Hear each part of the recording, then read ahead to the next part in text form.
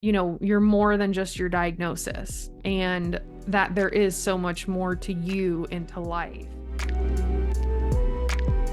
What word describes how your diagnosis makes you feel? For me, it's suffocating. What word describes how you try to live your life now? For me, it's alive. Welcome to the Gryt Unfiltered podcast. I'm David Craig, a cancer survivor, caregiver, and patient experience researcher.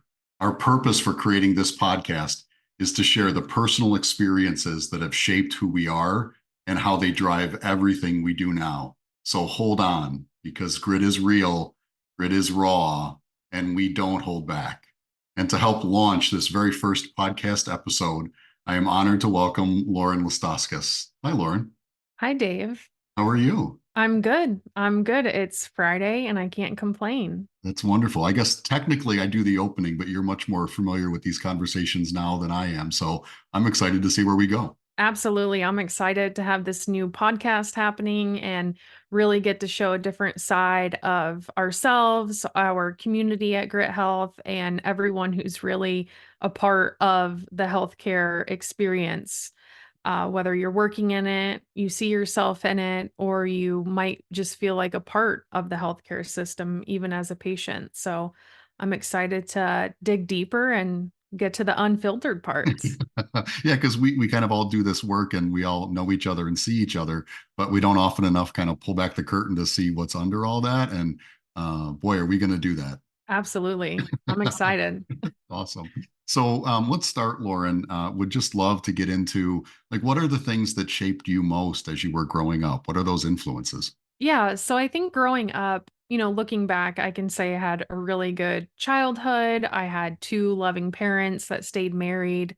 I have an older brother, he's 4 years older than me, and, growing up, I guess you could say academics were really important, but not in the forceful way. It wasn't, "Get home and study," or "Do your homework." It just fortunately, looking back, came pretty natural to my brother and I, although I like to say he had to work a little harder for it. But it was, come home, we have our snack, we get our homework done, and we go play. So we were always really supported, awards banquets or honor roll celebrations, anything like that. Our parents were always really present for. And again, nothing forced on us in the academic sense, more celebrated and encouraged and always just really proud of us. And on the same side, when it came to our sports and athletics, the same kind of thing. So nothing was ever forced upon us, not any of the, you can't quit something once you start it mentality, none of that. So our parents really balanced, both working and then they started their own business. And so we traveled around a lot on the weekends with them. And we were always encouraged to just kind of do what we want.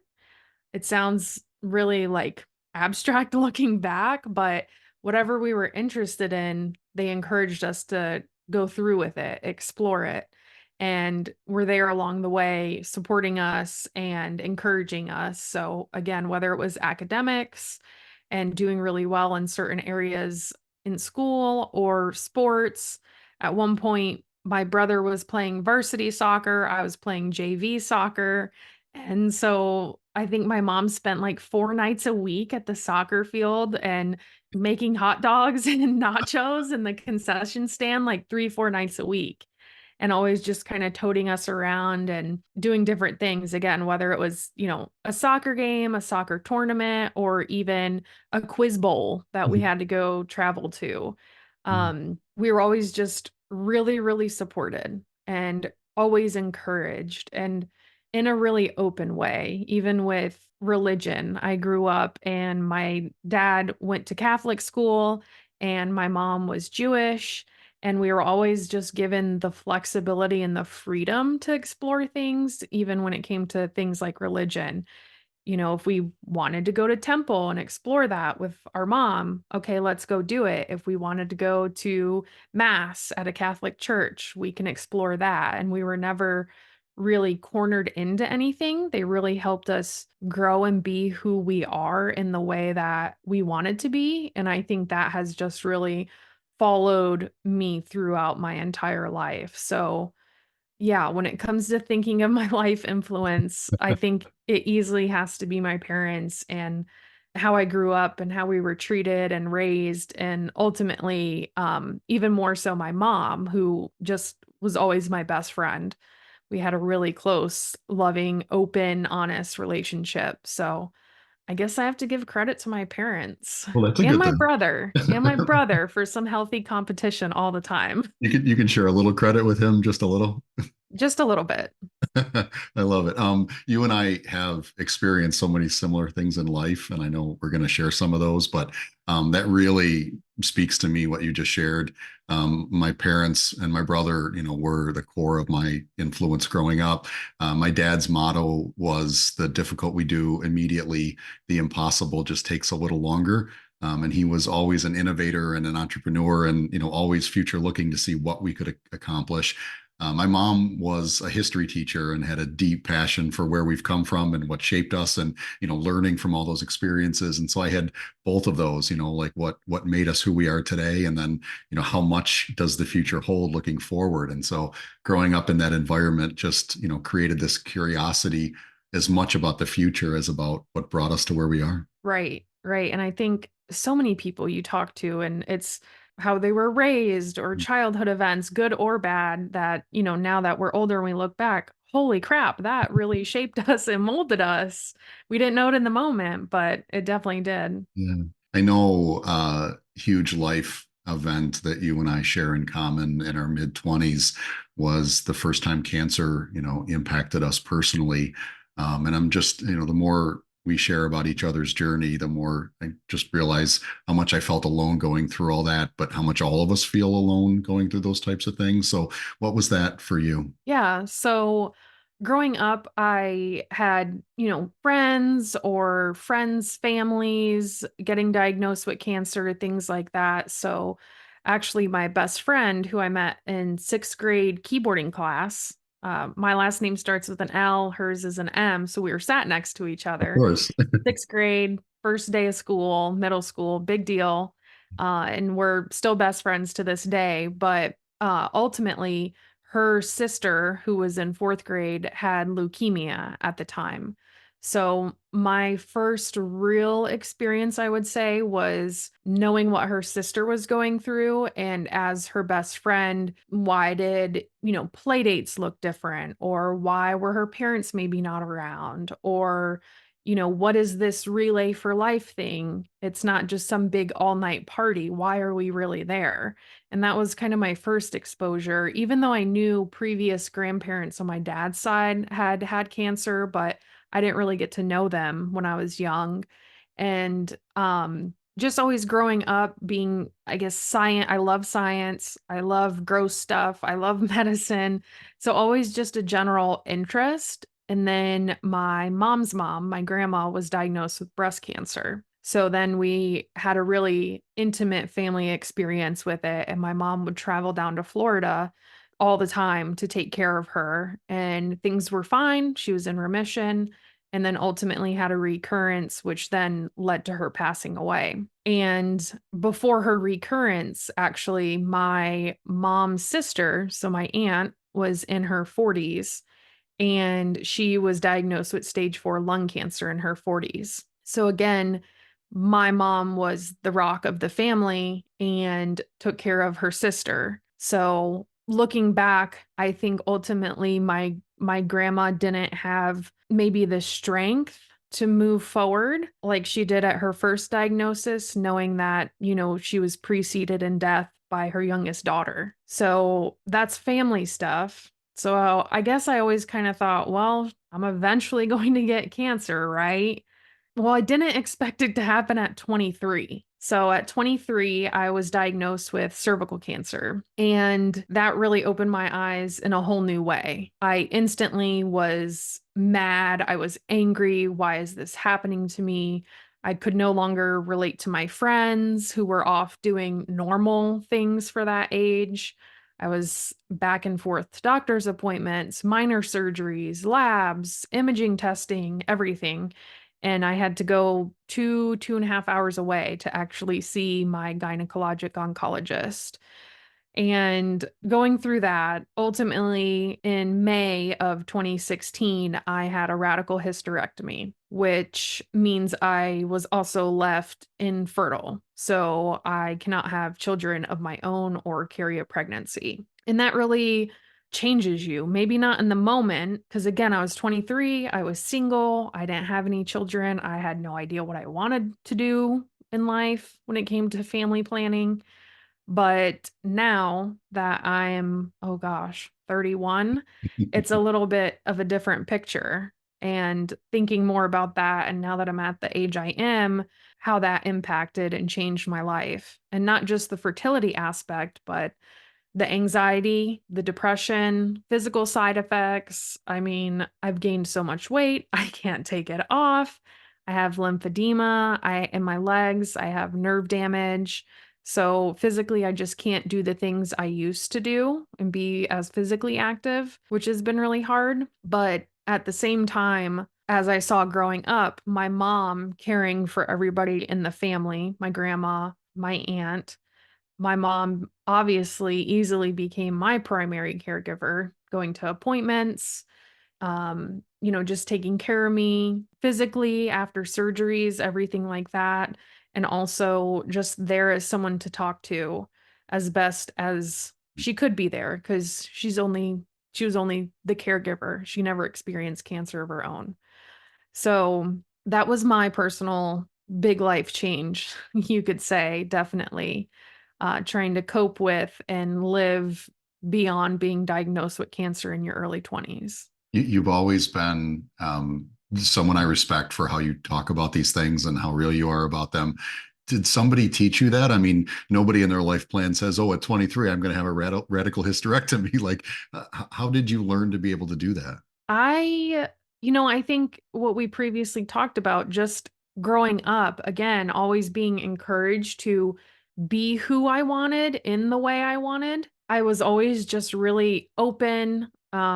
I mean, I think it's gotten me in trouble in the past to just put it out there and be so blunt sometimes or to the point and direct, but we had really open conversations and we had a lot of transparency in our family growing up. And, my parents always said, listen, I'd rather, you call and tell me the truth, or if you're in trouble, we'll come get you. I'd rather just know what's going on than not know. So, really, fostering that open communication, just transparency and putting yourself out there. And my mom was always, a total social butterfly and always so happy and uplifting. And I guess you could say I probably get more of my introverted self or, maybe some hereditary depression from my dad's side of the family. And she was always just so happy and positive and be uplifting and, "Hey, why are you down? You should be happy about this," and always encouraging me to be that. But at the same time, we didn't always break down our emotions at home. So, I remember driving home from one of my appointments, and my mom was trying to tell me to, be positive, it's gonna be okay. And I just stopped the car. I pulled over on the highway and just started yelling at her. And it was a huge blowout fight before my big surgery. And me just yelling at her, telling her, I can't be happy all the time like you, even throughout my survivorship. Yes, of course, it's easy to say, oh, you beat cancer. You should be happy. You should live the best life now. But that's not really how life works. And I had to work really hard at balancing how to talk about that of I know you're a positive person, you're always optimistic. I'm not, and I'm not going to pretend I am. And so I think that idea of just being openly, blatantly, obnoxiously me, I had to. I didn't have a choice because I could not live a life after my diagnosis that wasn't truly authentically me. And if you don't like what I have to say or you don't like the way I say it, I'm sorry, but I've gone through this and I have, the cliche of the second chance at life, if you will, and why be anything other than myself? I don't know if you live this way or observe this too, but like, when you're trying to be really real about stuff, there's like almost kind of a wall, right? And for some people that wall is closer, and for some people it's further away. But there's almost always kind of like that wall that you run into, and then it's like, oh, how much do I push, knowing that this is the wall? Do you feel that way when you're having these real conversations? I think I used to because I remember when I was first diagnosed and then dealing with my surgery and early time in survivorship, I wouldn't have learned about what living life after cancer is as a young adult or not being, the traditional cervical cancer patient if I didn't see online mostly and then in person when I got into advocacy I wouldn't know that there were other young women like me if they hadn't opened up, if I hadn't seen them sharing openly on social media or in a private Facebook group. And then I'm like, well, I have to put myself out there because if one person randomly sees my Instagram post or, sees me speaking at a public event and I can help them, even remind them to go to their doctor, remind them, oh, it's time to get my kids vaccinated for HPV. It's time for me to take care of myself or, even bigger picture, really help someone. I just knew after my diagnosis how important it is to really just put myself out there because you never know who's listening, you never know who's watching, and you never know how much your story and your voice can mean to one person. And so once I started hearing from people, texting me or messaging me, oh my gosh, I saw you got diagnosed with cervical cancer. I've had an abnormal pap test, or I've had to have a cervical biopsy. The amount of people that essentially, I guess you'd say, came out of the woodwork and opened up to me, that kept pushing me forward. Of the more open I am, the more I'm able to help others be open. And that has just propelled me forward now for almost, over 8 years. And to me, it's just something I have to do. And the more I do it and the more I show it's normal, the more likely other people are going to feel safe and comfortable and like they can do it too. So since this is unfiltered, let's go to the places that I struggle the most to talk about. So I know it's easier for me to be more open about my cancer than what I went through with my dad. Doing this work in cancer advocacy and research and education and all the things we do, it's almost tough to go to that place often because I haven't processed it as much as my own cancer maybe. But what was that in your life, in your family? Yeah, so things really shifted. So, I had my world rocked when I was diagnosed at 23 and I thought, all right, I'm doing good. I'm getting through this, I'm living life. Well, the doctor says I'm healthy because I don't have cancer. I don't feel healthy, but okay. I use humor a lot, obviously, you can tell, and those that know me know that. But my world got, I wouldn't even call it turned upside down, just crushed, honestly. When my best friend, my caregiver, the entire family's caregiver, rock, role model, hero, the everything of our family, my mom, ended up being diagnosed with stage 4 ovarian cancer. And it was very short lived. She passed away less than 6 months after her diagnosis. And that is when things changed for me, seeing the ultimate caregiver then have to be the patient. And I had to stand up for her, when it came to her appointments, medical decisions, looking at clinical trials, because I did have one, the personal experience of my own diagnosis, but also the medical background, the clinical training, my work experience at Gryt Health, helping people navigate this. But obviously, it was more personal. And I just made it my mission. I was just pedal to the metal, got to help her, got to take care of her physically, mentally, emotionally, but then also quickly found out it wasn't just her I was having to care for. I had to step in and step up to be who she was to my brother, my dad, extended family. That I wasn't ready for. And I might be talking about this today and think, I'm okay with this survivorship thing, but grieving your mom when you're 30 is a whole new ball game for me. This is where I do put up the wall. This is the part of life as you said, I haven't worked through it yet. It is still so new, it's still so fresh. Um, we're coming up just on 2 years, and that I haven't worked through. Do you think that, so, you've gone through cancer, you've seen your family go through cancer, you worked in clinical care, you work in a cancer community now, for your passion and profession. Do you think those things helped you try to process that, or in kind of a way, did it almost make it like more real? I don't know. What is it like? Yeah, it's weird, right? Because you're like, well, you know it, you know the science, you know the medicine, you know functionally and mechanically what is happening, you know what these medicines are doing, and you know the next steps, you know all of the algorithms and what the pathology means, and you know it's not good. And it almost, of course, it helped when it came to, talking to doctors and things like that, obviously, but not really with the emotional side, because I knew and know so much. It was almost like, this is your job. You know this, you're really smart, you know this part, you can be really, really good at it. And I had to be good at it because my mom's life was on the line. And caring for her. When she was in hospice, they only came once a day. I was doing that physical end of life caregiving care, which people don't talk about. It's not easy. It's not just helping them eat. It's really hard. And I think I'm still trying to work things through emotionally from my mom's death because I was so busy. I had that wall up. I knew what I had to do every day, when I had to set my alarm to wake up and give her pain medicine in the middle of the night.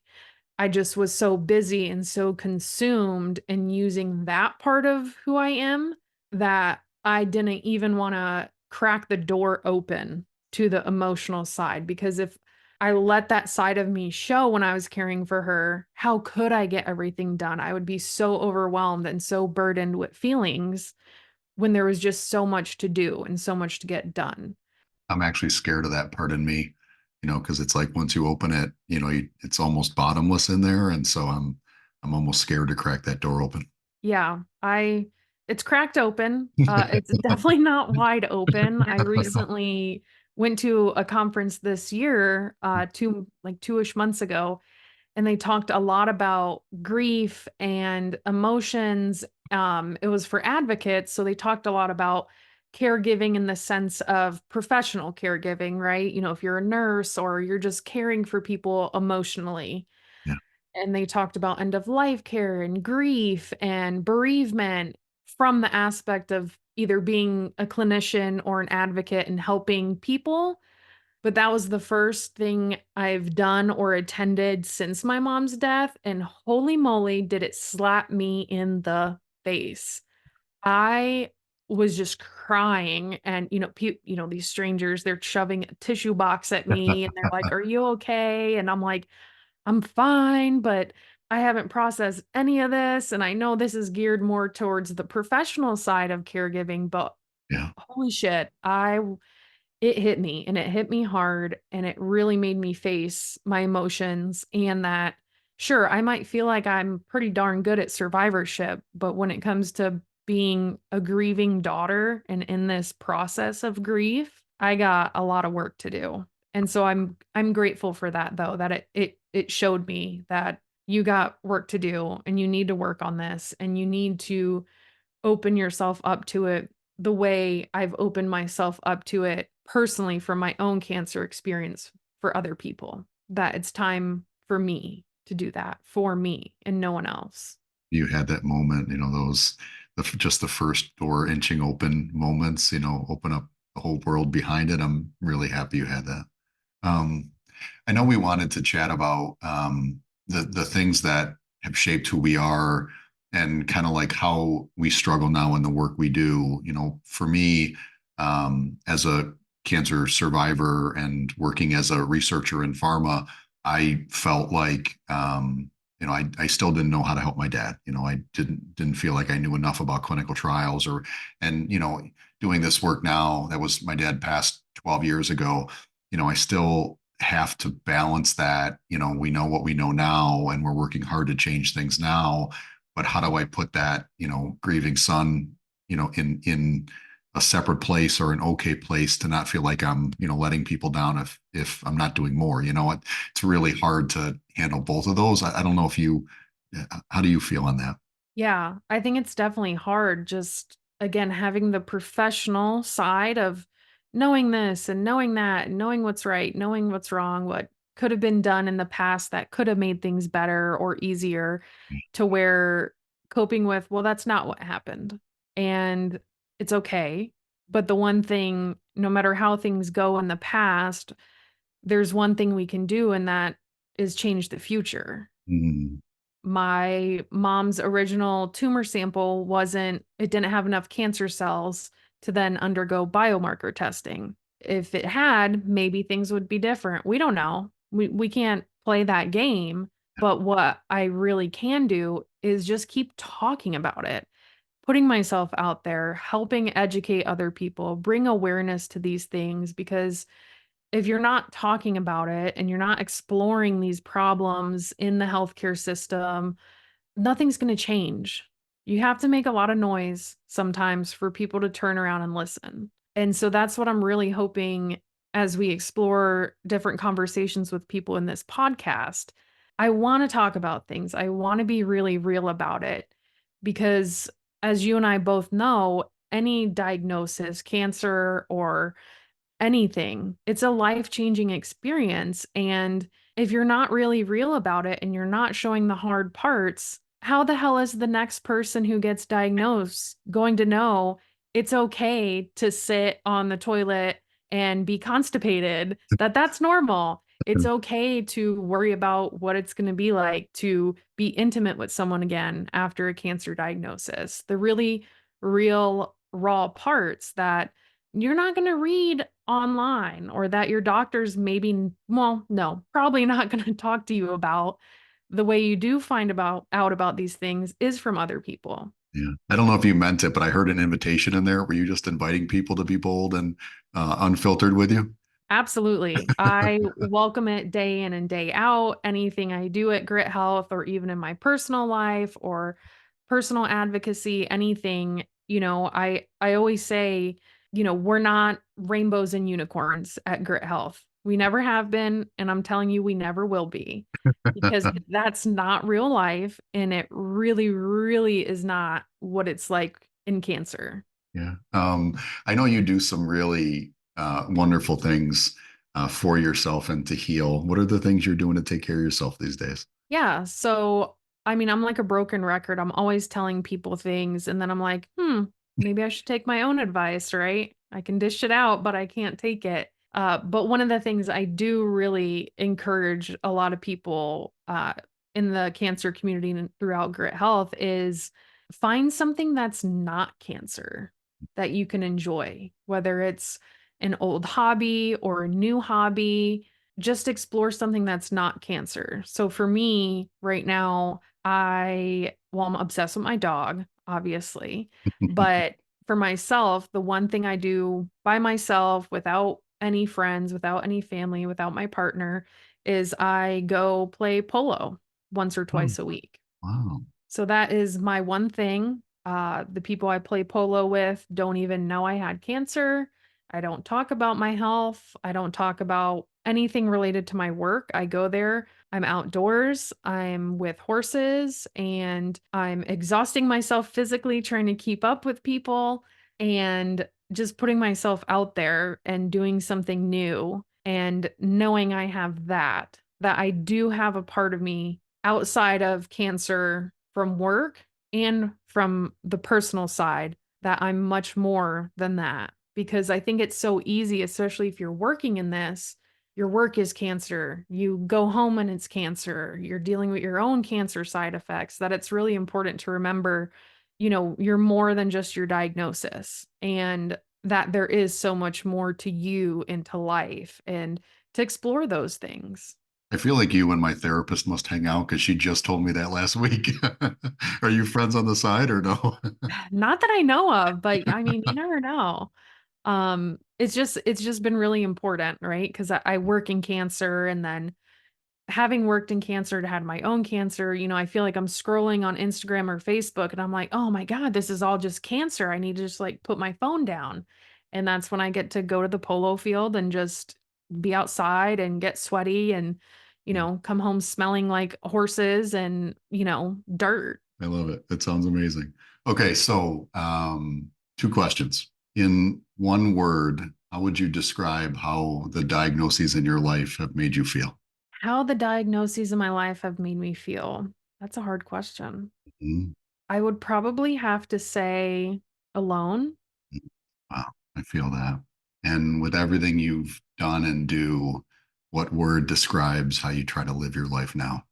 Purpose? Mm, I love it. Well, I get to see you do that most days. And so I think you are doing it in hero ways. Well, thank you. Thanks, Yeah. Dave. Yeah. If you're watching or listening just to the audio, most people don't know that I was crying through much of what you were talking about. So thank you for jumping into the unfiltered all the way. We are really, really honored to have started this unfiltered podcast together. I think Lauren threw out an invitation. So if anybody wants to join for an unfiltered conversation, Lauren, right? Yeah, absolutely. Whether it's with you, Dave, with me, somebody else on the Gryt Health team, we're here. We're gonna be putting it out there. We're gonna be unfiltered, and the door is open for you to then open that door to your unfiltered self. We're ready and we're waiting and we're excited. I can't think of a more appropriate ending. So, with Lauren's words, thank you for being with us. And thank you, Lauren. Thank you. Thanks, Dave.